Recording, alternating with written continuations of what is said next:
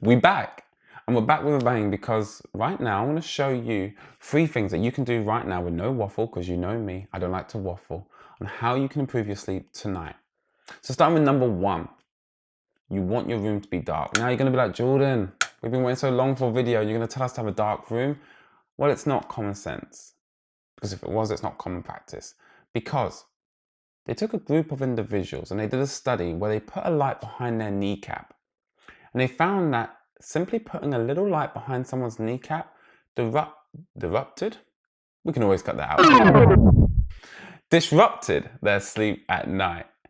So with that in mind, that little light, that standby light on your TV, turn it off, unplug it from the mains. Go another step further. Go to Amazon and check out some blackout curtains at an affordable price, because you want your room as dark as possible. And the great feature of blacked out curtains is they keep your room cool.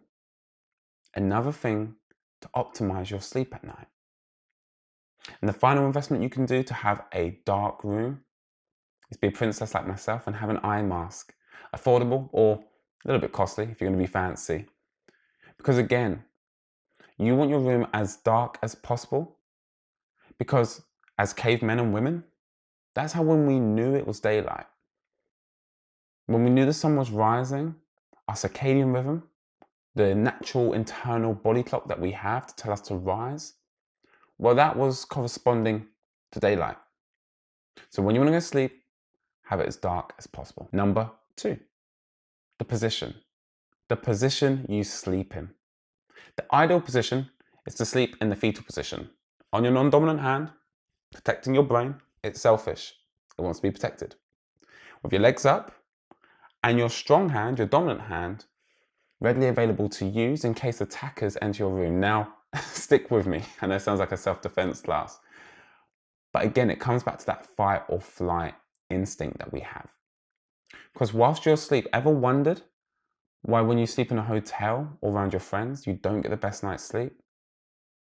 It's because your brain is on high alert.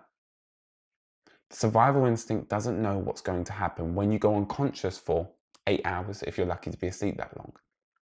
So to get an optimum position at night, sleep in the fetal position on your non-dominant side, hand protecting your brain, ideally facing the door where the attacker could come in. But most importantly, the reason why the fetal position is so effective at falling asleep is because that's how we entered the world. We entered the world in the fetal position. So therefore, when we look back at what we feel most comfortable with, it's no surprise the fetal position is the optimum position to fall asleep in. And number 3, it has nothing to do with getting your room ready to sleep, with how you sleep, but actually how you wake up. Because if you know this noise, gave me a heart attack just listening to it. Right, that noise is the default Apple ringtone to wake you up in the morning. Now, before you wake up, your body, a couple of hours before you actually wake, is getting you ready. It's increasing cortisol levels, because we need a level of cortisol in our body, which is stress, to prepare us for the day ahead. If we wake up with too low levels of cortisol, well, we want to stay in bed a little bit longer.